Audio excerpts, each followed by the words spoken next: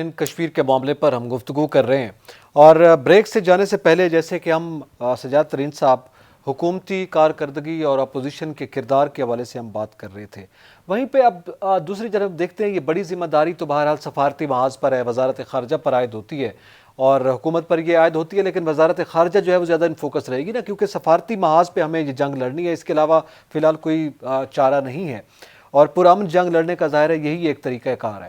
لیکن اس صورتحال میں سفارتی سطح پہ کچھ معاملات ایسے ہیں، اسے ہم کہیں کہ کشمیر کے معاملے کے بعد ہم نے یہ دیکھا کہ انڈیا خود اپنی مودی کی پالیسیوں کی وجہ سے آہستہ آہستہ آئسولیشن کا شکار ہو رہا ہے۔ نیپال کا معاملہ دیکھ لیں، چین کے ساتھ لداخ کا جو معاملہ سامنے آیا، ادھر ظاہر ہے ہمارے ساتھ تو ویسے ہی اس کی ہمیشہ سے بیٹھ رہی ہے، تو ایران چابہار والا معاملہ ہمارے سامنے ہے، تو خطے میں وہ تنہائی کا شکار ہو رہا ہے۔ دیکھیں، میں آپ کو عرض کروں کہ یہ ہم کہہ سکتے ہیں کہ تنہائی کا شکار وہ ہو رہا ہے، وہ ہماری وجہ سے نہیں ہو رہا۔ مودی جو ہے وہ خطے میں تنہائی کا شکار اپنی پالیسیوں کی وجہ سے ہو رہا ہے، جو اس نے پالیسیاں بنائی ہوئی ہیں نا، اپنی ان پالیسیوں کی وجہ سے ہو رہا ہے۔ لیکن ہمیں بھی اسے تنہائی کا شکار کرنے کے لیے ہمارا جو وزارت خارجہ ہے اس کو کوئی رول کرنا چاہیے۔ ٹھیک ہے، اچھا اس پہ مزید بات کرتے ہیں۔ ہمیں جوائن کیا ہے چودھری طارق فاروق صاحب، آپ سینئر وزیر ہیں آزاد کشمیر سے۔ بہت شکریہ چودھری صاحب وقت دینے کا۔ سر، آپ کیا سمجھتے ہیں مسئلہ کشمیر کو ظاہر اجاگر کرنے کے حوالے سے مختلف معاملات سامنے آتے رہے ہیں، ایک تو موقف ہمارا ہے قرارداد کے مطابق حل کیا جائے اقوام متحدہ کی، لیکن اب سوال یہ ہے کہ جو آرٹیکل 370 کے بعد 5 اگست کو جو معاملہ انڈیا نے کیا اور آج 1 سال ہو گیا ہے، اس کے اوپر جو اقدامات اٹھائے جا رہے ہیں، کشمیری اس پر پاکستان کے حوالے سے کیا سمجھتے ہیں، ان کے کیا جذبات ہیں اور دیگر آپ کے نزدیک کیا تجاویز ہیں؟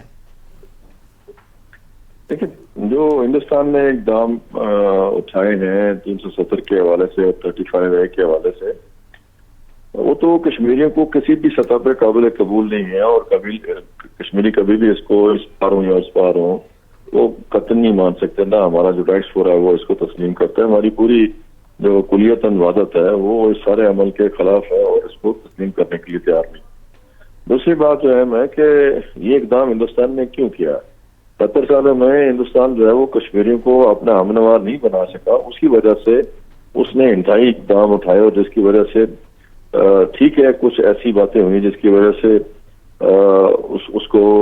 اس نے یونین ٹیریٹریز بنا دی، ہماری ریاست کا تشخص ختم کرنے کی کوشش کی، ہماری ڈیموگرافک جو پوزیشن ہے اس کو ختم کرنے کی کوشش کی۔ لیکن دیکھنے کی بات یہ اہم یہ ہے کہ کیا کشمیری ہندوستان کے جبر اور استبداد کو اور اس غیر آئینی اقدام کو اور غیر قانونی اقدام کو، جس کو UN سیکورٹی کونسل بھی تسلیم نہیں کرتی، جس کو عالمی دنیا بھی تسلیم نہیں کرتی، وہ جو ہے وہ اس کو کسی جگہ پذیرائی ملی ہے یا نہیں ملی؟ یقیناً ایک اقدام سے، اس طویل محاصرہ کے عمل سے اس کو کوئی فائدہ نہیں پہنچا، بلکہ پوری دنیا جہان میں اس کی سکی ہوئی ہے اس حوالے سے۔ اور جو اس نے اپنا ایک چہرہ بنایا ہوا تھا کہ میرا بڑا جمہوریت پسند چہرہ ہے، میں مذہب کی سیاست نہیں کرتا، میں سیکولرزم کا پجاری ہوں، وہ ساری دنیا کے سامنے اجاگر ہو گیا۔ اور اس کی وجہ سے پوری دنیا میں جو انٹرنیشنل میڈیا ہے، وہ جو غیر جانبدار میڈیا ہے، اس نے تو اس بات کو جو ہے وہ سختی سے جو ہے وہ اس کا نوٹس لیا ہے اور اس کے اوپر بات بھی کی ہے، اور کشمیریوں کے لیے ایک کافی حد تک حوصلہ افزا بات ہے کہ ایسا جو ہے وہ عمل اس اقدام کے بعد جو ہے وہ رونما ہوا ہے۔ چودھری طارق فاروق صاحب، یہ بتائیں کہ کیا حکومت پاکستان نے جو نقشہ جاری کیا ہے ایک وہ، اور 1 سال کے دوران جو حکومت پاکستان کی طرف سے کشمیر کے ایشو پر اقدامات کیے گئے ہیں، آپ ان سے مطمئن ہیں؟ اس بارے میں ذرا اپنی رائے سے آگاہ کریں۔ دیکھیں، نقشے کی جو بات ہے وہ ہندوستان نے ایک نقشہ جاری کیا اور اس کے رد عمل میں پاکستان کی حکومت نے بھی جو ہے وہ ایک نقشہ جاری کیا۔ نقشوں کی اہمیت ان کی ہے جو 1949 میں یونائٹڈ نیشن کی سیکورٹی کونسل میں پیش کیے گئے اور پھر 1972 میں جو ہے وہ پیش کیے گئے۔ یہ جو نقشے ہیں یہ ہندوستان اور پاکستان نے جاری کیے ہیں۔ پاکستان کا نقشہ اپنی جگہ، میں آپ کو ایک جگہ بات کلیئرٹی کے ساتھ بتاتا ہوں جو ہم نے پہلے میٹنگز میں بھی کھل کے بات اس حوالے سے کی ہے کہ یہ نقشہ جو ہے وہ حکومت پاکستان نے جاری کیا ہے، اور ان کو اس میں یہ کہا ہے کہ یہ جتنی LOC ہے یہ لیگل آکوپائیڈ ہے، اس پار جو علاقہ ہے LOC کے اس پار۔ ہم جو کشمیری ہیں وہ ہم صرف یونائٹڈ نیشن سیکورٹی کونسل کی قراردادوں کے اندر فریق ہیں. تاشکند معاہدہ ہو یا شملہ معاہدہ ہو یا اور کوئی معاہدہ ہو کسی لیول پہ بھی، ہم اس میں فریق نہیں ہیں. تو اس طرح کی جو بھی اقدام اٹھائے جائیں گے وہ ان دو حکومتوں کے درمیان کے اقدامات ہیں. اور یقیناً اس میں ایک بات تو طے ہے کہ پاکستان کی حکومت نے ایک اچھا جو ہے وہ ریئیکشن دیا اور سخت ریئیکشن دیا ہے. انہوں نے اپنے طور پہ دیا، انہوں نے اپنے طور پہ دیا، لیکن کشمیریوں نے کبھی بھی ایل او سی کو جو ہے وہ نہیں مانا اور سیز فائر لائن ہی سے قرار دیا ہے. آج بھی ہماری پوزیشن جو ہے وہ ریاست جموں کشمیر کے سبھی عوام کی ایل او سی کے حوالے سے جو ہے وہ سیز فائر لائن کے حوالے سے ہے. شملہ معاہدے میں یہ ایل او سی بنی تھی اور شملہ معاہدے کو جموں کشمیر کے عوام جو ہے، ریاست جموں کشمیر کے عوام جو ہے، کیونکہ اس میں فریق نہیں ہے اس لیے وہ اسے قبول نہیں کرتے. دوسری بات آپ نے کی کہ کیا اقدامات جو حکومت پاکستان نے اٹھائے ہیں اس سے ہم مطمئن یہ نہیں ہے.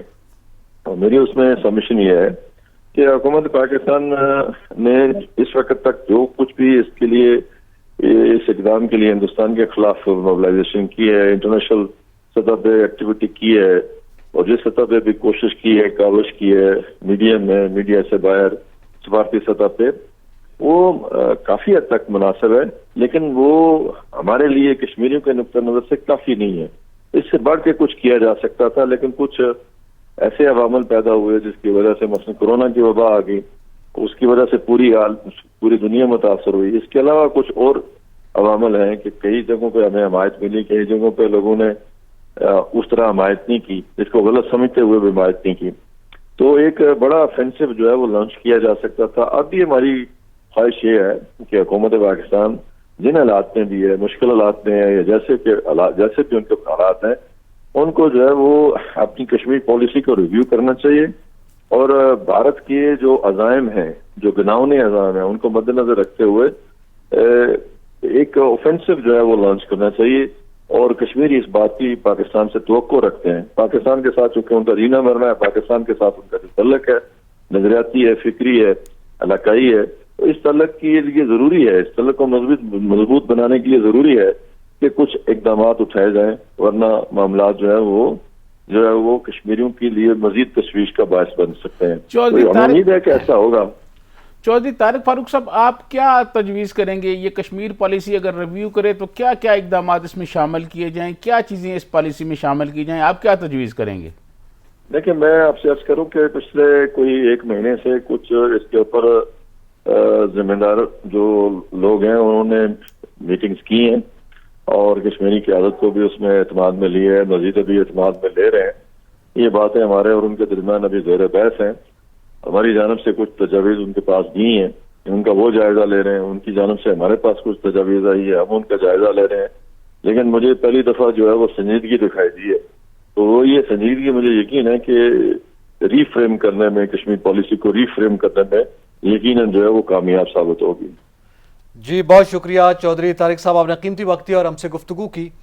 اب سر سجاد ترین صاحب، کشمیر کی یہ آواز تھی، کشمیری لوگوں کی، انہوں نے اپنے جذبات کا اظہار کیا پاکستان کے ساتھ. وہ ہمیشہ پاکستان کا شکریہ بھی ادا کرتے ہیں، لیکن جو کچھ ٹیکنیکل باتیں انہوں نے کی ہیں اس میں ایک تو وہ یہ کہہ رہے ہیں کہ جناب یہ جو نقشہ ہے، ظاہر ہے یہ پاکستان اور انڈیا کے درمیان کا معاملہ ہے، لیکن اصل نقشہ یونائٹڈ نیشن میں وہ ہے جو 1949 میں اور 1972 میں پیش کیا گیا تھا، اور اسی کے مطابق ہم چاہتے ہیں کہ وہ معاملہ آگے بڑھے. باقی اب ظاہر ہے انہوں نے بھی اپنی طرف سے ایک نقشہ جاری کیا ہے، ہم نے رسپانس میں نقشہ دیا ہے. تو اس حوالے سے کیا سٹیٹس ہے ان کے ذہن میں میپس کا؟ دیکھیں، میں آپ کو عرض کروں، یہ جو نقشہ ہے یہ پولیٹیکل نقشہ ہے. جب خطے میں انڈیا جو ہے وہ اپنی سیاست کر رہا ہے تو اس کا ایک جواب دیا گیا ہے. کل آپ کو یاد ہوگا جب ہم سابق وزیر اعظم سے بات کر رہے تھے، سردار عتیق صاحب سے، تو انہوں نے بھی یہ کہا تھا کہ اس نقشے کے اوپر لکھا ہوا ہے سبجیکٹ ٹو اپروول، کہ جب اس کی اپروول ہوگی تو پھر. یہ ابھی تک ہم نے ان کو جواب دیا ہے. لیکن میں سمجھتا ہوں کہ چودھری طارق فاروق صاحب نے جو باتیں کی، انہوں نے ایک بات بہت اچھی کی. انہوں نے کہا کہ اب اس پالیسی کی نئی تشکیل نو ہونی چاہیے، اس پالیسی کو اب تھوڑا سا تبدیل ہونا چاہیے، یا اس پالیسی کا میں سمجھتا ہوں جو ہم نے 72 سال سے جو پالیسی چلائی ہوئی تھی انڈیا کے یہ اقدامات تک تو وہ ٹھیک چلتی آ رہی تھی، لیکن جیسے ہی مودی نے 2 آرٹیکل ختم کیے تو میں سمجھتا ہوں کہ ہماری بھی کشمیر پالیسی میں اب تبدیلیاں بہت ضروری ہو گئی ہیں. اور انہوں نے یہ کہا کہ ہماری طرف ہم نے کچھ تجویز دی ہیں اور دوسری طرف سے بھی ذمہ دار لوگوں کا انہوں نے ذکر کیا. تو میں سمجھتا ہوں کہ اب شاید حکومت آنے والے دنوں میں کوئی نئی پالیسی کشمیر پالیسی ایک واضح کرے گی. جو شکوہ ہم کر رہے تھے کہ سنجیدگی کا پہلو نہیں ہے، تو وہ تو جیسے وہ کہہ رہے ہیں کہ تجاویز ہم سے بھی مانگی گئی ہیں، ان کی تجاویز بھی سامنے آئی ہیں پاکستان کی حکومت کی بھی، تو کسی نتیجے پر پہنچیں گے. تو یہ لگ رہا ہے کہ وہ سنجیدگی کی جو بات کر رہے ہیں کہ ایک میچور قسم کی ایک واضح طور پر پالیسی سامنے آئے گی، جس کی ڈیمانڈ میرے خیال میں اپوزیشن بھی کر رہی ہے. نہیں دیکھیں، میں آپ کو عرض کروں کہ یہ حالات جو ہے نا، ان حالات نے ہمیں ایسی پوزیشن پر لا کے کھڑا کر دیا ہے کہ جہاں اب جو سابقہ پالیسی تھی اس میں تبدیلیاں بہت ضروری ہیں. بالکل صحیح. کیونکہ مخالف جو ہمارا ہے اس نے بہت بڑا ظلم کر دیا ہے، اور اب اس ظلم کا، اس ظالم کا ہاتھ روکنے کے لیے جو سابقہ پالیسیاں تھیں وہ نہیں چل سکتی. اب نئی پالیسی ہوں گی، ان میں نئی تبدیلیاں چاہیے اور نئے اقدامات کی ضرورت ہے. دیکھیں میں آپ کو عرض کروں تو چودھری طارق فاروق صاحب نے بھی یہ کہا کہ یہ نقشہ جیسے انہوں نے جاری کیا، ہم نے بھی نقشہ جاری کر دیا. یہ ایک سیاست آپ کہہ سکتے ہیں کہ اس پہ نقشہ نویسی پر ایک سیاست ہو رہی ہے یا نقشہ کشی پر ایک سیاست ہو رہی ہے. لیکن ان حالات کو ہم نے کنٹرول کرنا ہے، ہم نے پرامن طریقے سے معاملات کو حل کرنا ہے.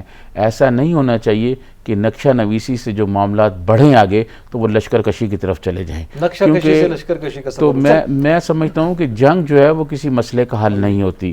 ہم نے پہلے بھی 2-3 جنگیں کی، ان جنگوں کے بعد جو معاملات ہمارے ٹیبل پر بیٹھ کے طے ہوئے، یہ کوئی حل نہیں ہے. جنگ کوئی حل نہیں ہے، دونوں طرف سے نیوکلیس پاور ہیں. ہم یہ سمجھتے ہیں کہ پرامن طریقے سے کشمیر کا مسئلہ حل ہونا چاہیے. لیکن ہماری اس کمزوری کو یہ نہ سمجھا جائے کہ ہماری یہ کوئی کمزوری ہے یا ہم کوئی کمزور ہیں. ہماری امن کی خواہش کو ہماری کمزوری نہ سمجھا جائے. ہم انڈیا نے دیکھ لیا کہ ہم نے بالا کوٹ کا جواب کیسے دیا ان کو، اور ان کے ساتھ ہم کیا کر سکتے ہیں، یہ وہ جانتے ہیں اچھی طرح. آپ کو یاد ہوگا کہ ہم نے ڈاکٹر سمر مبارک بند کا ایک انٹرویو کیا تھا، تو انہوں نے اپنے انٹرویو میں کہا تھا کہ 10 سے 15 منٹ چاہیے صرف کہ ہم انڈیا کی تمام چھاونیاں اور تمام وہ جگہ جہاں پہ انہوں نے اپنے ایمونیشن سامان اسلحہ رکھا ہوا ہے وہ 10 سے 15 منٹ میں تباہ کر دیں گے. یہ انڈیا کو بھی اس بات کا پتہ ہے. میں یہ سمجھتا ہوں کہ معاملات کو ٹیبل پر حل ہونا چاہیے. اب سوال یہ پیدا ہوتا ہے کہ انڈیا ہمارے ساتھ مذاکرات نہیں کر رہا. پرائم منسٹر عمران خان نے بہت کوشش کی کہ ان سے کسی طرح کوئی بات چیت ہو سکے، لیکن وہ بات نہیں ہوئی. آپ کو یاد ہوگا پرائم منسٹر عمران خان نے تو یہ بھی کہا تھا کہ میں نے کئی دفعہ ان کو فون کیے لیکن انہوں نے فون جو ہے اٹینڈ ہی نہیں کیا. میں یہ سمجھتا ہوں کہ اب ہمیں دنیا کی جو عالمی طاقتیں ہیں ان سے بات کرنا پڑے گی. ان کو کہنا پڑے گا کہ وہ انڈیا پر دباؤ ڈالیں تاکہ انڈیا جو ہے وہ ٹیبل پر آئے اور ہم سے مذاکرات کرے، اور کشمیر کا مسئلہ جو ہے وہ اقوام متحدہ کی قراردادوں کے مطابق اور کشمیری عوام کی خواہشات کے مطابق حل کیا جا سکے. اچھا، اب یہ بات ظاہر ہے جب ڈائیلاگ کے حوالے سے ہمارے وزیر اعظم نے کوشش کی، ہماری انٹرنلی خیر تنقید بھی ہوئی اس پہ، اور وہ نعرے بھی لگے جو بعض دفعہ تو پہلے تو وہ اپوزیشن کہتی ہے ہمارے خلاف لگتے تھے مودی کا جو یار ہے، تو لیکن اس کے بعد پھر جب کرتارپور یا دیگر معاملات آگے بڑھے ہیں جس میں ہماری طرف سے ایک سافٹ امیج دکھانے کی یا سافٹ کارنر دکھانے کی کوشش کی گئی ہے، تو اس میں ظاہر ہے وجہ یہ تھی کہ ڈائیلاگ ہو سکے. اب ظاہر ہے اس پہ تعریف و تنقید سے نکل کر ہمیں آگے سوچنا ہے. یہ ابھی چودھری صاحب نے ایک اور حوالہ بھی دیا ہے، ریویو کی بھی بات کی ہے، تجاویز کا بھی ذکر ہوا ہے، پالیسی بھی کوئی واضح ہونی چاہیے اور وہ ماضی کی نسبت مختلف ہو. ایک اور بات انہوں نے کی ہے کہ اب ہمیں آفینسو پیرائے میں دیکھنا ہوگا. ہمیں اب اس طرح سے روایتی طور پر نہیں چلنا، بلکہ اب ہمیں زیادہ شدت کے ساتھ آگے بڑھنا ہوگا، زیادہ اگریسو نوعیت کی ایک پالیسی ہونی چاہیے. اچھا، اگریسو پالیسی کی جب ہم بات کرتے ہیں تو آپ کیا سمجھتے ہیں کہ کیا اگریسو پالیسی ہو سکتی ہے؟ مطلب یہ کہا جا سکتا ہے کہ سفارتی سطح پہ کچھ ہمیں زیادہ متحرک ہو کے کام کرنا پڑے گا، اس کے علاوہ کچھ ہو سکتا ہے؟ دیکھیں، ایک تو یہ ہو سکتا ہے کہ ہمیں سفارتی جو سطح پر بہت جو ہے جنگی بنیادوں پہ کام کرنے کی ضرورت ہے. تمام ممالک میں ہم اپنے امبیسڈر کو بھیجنا ہے، وزیر خارجہ کو بھیجنا ہے، خود پرائم منسٹر عمران خان کو چاہیے کہ وہ وزٹ کریں تمام ممالک کو اور ان کو بتائیں. دوسرا بات یہ ہے کہ انڈیا کو جو ہم نے سہولتیں دی ہوئی ہیں وہ ختم کرنی چاہیے. سب سے پہلے جو انڈیا کو ہم نے اپنی فضائی حدود استعمال کرنے کی اجازت دی ہے یہ بالکل نہیں ہونی چاہیے، یہ ختم کر دینی چاہیے. دوسرا افغان ٹرانزٹ ٹریڈ جو ہے وہ جو ہم نے اس کی اجازت دی ہے وہ نہیں ہونی چاہیے. ہمیں بھی انڈیا کے ساتھ کسی قسم کی کوئی رعایت نہیں کرنی چاہیے، کیونکہ جب تک وہ ظلم اور بربریت جو ہے وہ بند نہیں کرتا مقبوضہ کشمیر میں، اس وقت تک ہمیں ان کے تمام جو ہے ان کا ناکہ بند کر دینا چاہیے، بالکل ان کے ساتھ کسی قسم کا کوئی تعلق نہیں رکھنا چاہیے۔ بلکہ میں یہ سمجھتا ہوں کہ یہ کل بھی ہمارے پروگرام میں بھی یہ بات ہوئی کہ جو یہاں ان کے سفارتکار ہیں ان کو واپس بھیج دینا چاہیے، اور ہمارے جو وہاں سفارتکار ہیں ان کو بھی بلا لینا چاہیے، کیونکہ اس کی اب ضرورت نہیں رہی۔ ایک ایسا ملک جو ہے جو ہمارے ساتھ بالکل بات کرنے کے لیے تیار نہیں اور کسی ایشو پہ بات کرنے کے لیے تیار نہیں، تو پھر ہمیں بالکل ان کو رعایت نہیں دینی چاہیے۔ یقینی طور پر ترین صاحب، یہ ہم سب کے یہ جذبات ہیں، ہم سب یہی چاہتے ہیں ایسا ہو، لیکن ظاہر ہے ڈپلومیسی کے انٹرنیشنلی بہرحال کچھ تقاضے ہوتے ہیں، میرے خیال میں اس کو انہوں نے برقرار رکھا ہوا ہے۔ ممالک کے درمیان جنگیں بھی ہوتی ہیں، مگر ڈپلومیسی کا چینل ہمیشہ کھلا رہتا ہے تاکہ شاید کوئی راستہ نکل آئے۔ آج انڈیا میں مودی کی گورنمنٹ ہے، خدا کرے یہ جلدی ختم ہو اور کوئی اور گورنمنٹ آتی ہے، تو بہرحال ڈپلومیسی کا چینل جو ہے وہ تو برقرار رکھا جانا چاہیے میرے خیال میں۔ لیکن اس کے ساتھ ساتھ یہ ایک بڑا اہم معاملہ ہے کہ جب ہم انڈیا کے ساتھ تو یہ بات کر رہے ہیں کہ یہ آفینسو پالیسی جس کا بھی آپ نے ذکر کیا ہے کہ تمام رابطے جو ہیں وہ ختم کر دینے چاہیے، وہ جو دیگر ممالک جن کے ساتھ ہماری دوستیاں ہیں ان کو بھی تو مجبور کرنا چاہیے، اور بالخصوص وہ ممالک جو طاقت رکھتے ہیں، جو پریشر دے سکتے ہیں، جن کے پریشر میں ہم نے Iran Pakistan gas pipeline کو تاخیر میں اور التوا میں ڈالا ہے اور ہم پیچھے ہٹے تھے، اس وقت آپ کے سامنے تھا وہ ایشو۔ آج جب انہیں ہماری ضرورت ہے تو ہم اس معاملے پر ان کو یوز کر سکتے ہیں نا۔ صرف یہ تو نہیں ہے کہ سامنے بیٹھ کر ٹرمپ صاحب کے سامنے ہم ہمارے وزیر اعظم صاحب کہیں ثالثی کی پیشکش انہوں نے بھی کر دی، چلیں جی اوکے ختم، اللہ حافظ۔ اب میرے خیال میں یہ وقت ہے ہمیں اس طرح بھی تو دیکھنا ہے نا، صرف ہم یہ راستے اور رابطے بند کرنا تو معاملہ نہیں ہے۔ دیکھیں نقی صاحب، آپ نے دو باتیں ایک ساتھ کہی ہیں۔ ایک تو آپ نے کہا کہ ان ممالک کو جو بااثر ممالک ہیں، جو اثر انداز ہو سکتے ہیں، ہمیں ان سے بات کرنی چاہیے، اور دوسری آپ نے ٹرمپ کا حوالہ دیا ہے۔ دیکھیں میں آپ کو عرض کروں کہ جو ممالک بااثر ہیں، مسلمان ممالک، میں سمجھتا ہوں ان کو ہم قائل کرنے میں شاید ناکام ہوئے ہیں۔ انہوں نے ہمارا ساتھ نہیں دیا سوائے ایران، ترکی اور ملیشیا کے۔ ان تین ممالک نے ہماری بات بھی سنی اور ان تین ممالک ہمارے ساتھ بھی کھڑے ہوئے، لیکن ان کو بھی ہم نے کوئی اچھا جواب نہیں دیا۔ آپ کو یاد ہوگا جب وہ کانفرنس ہوئی تھی تو انہوں نے ہمارے پرائم منسٹر کے کہنے پہ یہ تجویز پہ یہ ہوا تھا کہ ایک ٹیلی ویژن بنایا جائے جہاں مسلمانوں کا بیانیہ بھی آئے، لیکن ہمارے پرائم منسٹر نہیں گئے۔ تو میں سمجھتا ہوں وہ پوری دنیا اچھا، وہ جو ترکی کے صاحب نے، اردوان صاحب نے کہا تھا کس کے کہنے پر نہیں آئے، جس کے کہنے پر نہیں گئے ان کو تو مجبور کیا جا سکتا ہے۔ میں آپ کو عرض کروں کہ وہ تو آپ نام نہیں لے رہے، لیکن انہوں نے یہ کہا تھا کہ سعودی عرب کے کہنے پہ وہ نہیں آئے۔ تو میں یہ سمجھتا ہوں کہ اب ہمیں سعودی عرب کے ساتھ بات کرنی چاہیے کہ وہ انڈیا سے بات کرے۔ اور دوسرا جو ٹرمپ کی آپ نے بات کی، دیکھیں میں سمجھتا ہوں کہ ہم نے امریکیوں کے لیے بہت کام کیا ہے۔ افغانستان میں ہم نے بہت زیادہ قربانیاں دی ہیں، افغانستان کی وجہ سے ہمارا ملک دہشت گردی کا شکار ہوا، اور پھر ابھی لاسٹ ٹائم جو ہے طالبان کو ٹیبل پر ہم لے کے آئے ہیں، امریکہ کے ساتھ ہم نے بٹھایا۔ ہماری کوششوں کی وجہ سے وہاں مذاکرات ہوئے اور امریکہ کی اب وہاں سے کامیاب واپسی ہوگی۔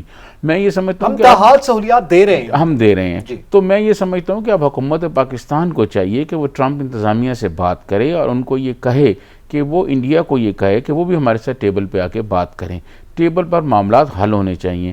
لیکن دوسری طرف اب آپ نے دیکھا ہے ٹرمپ جو ہے وہ الیکشن میں جا رہا ہے، اگلے 2-3 مہینے میں اس کے الیکشنز ہیں، تو ابھی میرے خیال میں یہ بات اس طرح نہیں ہو سکے گی۔ اب نئی انتظامیہ آئے گی، وہاں دیکھا جائے گا کیا ہے، کیونکہ جو سروے آ رہے ہیں، جو انٹرنیشنل میڈیا میں رپورٹس آ رہی ہیں، ان میں تو ایسے لگ رہا ہے کہ جیسے ٹرمپ جو ہے شاید وہ ہار جائے۔ آپ کو پتہ ہے ٹرمپ صاحب امریکہ کے بلکہ دنیا کے پہلے صدر بن گئے ہیں خاص معاملے میں۔ آج انہوں نے ایک سنگ میل عبور کی ہے ٹرمپ صاحب نے بھی، اور وہ یہ ہے کہ پہلی مرتبہ دنیا میں کسی ملک کے قائد، وزیر اعظم سے لے کے نیچے کسی سینئر منسٹر تک جو ہے یہ معاملہ نہیں ہوا کہ آج جو سوشل میڈیا پر، فیس بک پر ان کا کچھ مواد تھا، انہوں نے کوئی بات کی تھی، وہ ڈیلیٹ کرنا پڑا ہے، ڈیلیٹ ہوا ہے۔ یہ دنیا کے پہلے صدر ہیں، تو آج انہوں نے ایک بڑی کامیابی حاصل کی ہے۔ دیکھیں جو اس کا امپیکٹ سارے ان کے اپنے الیکشن میں پڑے گا۔ میں آپ کو عرض کروں، دنیا جو ہے نا، یہ ٹرمپ کے الیکشن کے بعد میں نے بہت پہلے یہ بات کہی تھی کہ کوئی اگر لوگ یہ سمجھتے ہیں کہ امریکہ آگے چلا گیا تو آگے نہیں گیا، امریکہ پیچھے گیا ہے۔ تو میں یہ سمجھتا ہوں کہ ابھی 2-3 مہینے امریکہ کی جانب سے ہمیں کچھ نہیں ملے گا۔ جب الیکشن ہوگا تو الیکشن کے بعد جو بھی وہاں جیتیں گے تو پھر ہم اس پر بات کر سکتے ہیں، وہ مؤثر بھی ہوگی۔ ترین صاحب، وقت چونکہ ختم ہو گیا اور یہ بڑی اہم بات آپ نے آخر میں کی ہے، یقینی طور پر ناظرین کشمیر کے معاملے پر ہم اقدامات اٹھانے چاہیے، لیکن یہ بڑا اہم معاملہ ہے کہ جہاں دو طرفہ تعلقات کو اگریسو انداز میں دیکھنے یا آفینسو انداز میں دیکھنے کی ضرورت ہے، وہاں پہ دیگر ممالک جو ہمارے دوست ہیں ان کو بھی ہمیں متحرک کرنا ہوگا۔ اعتزاز ذکی اور سجاد ترین کو اجازت دیجیے، اللہ حافظ۔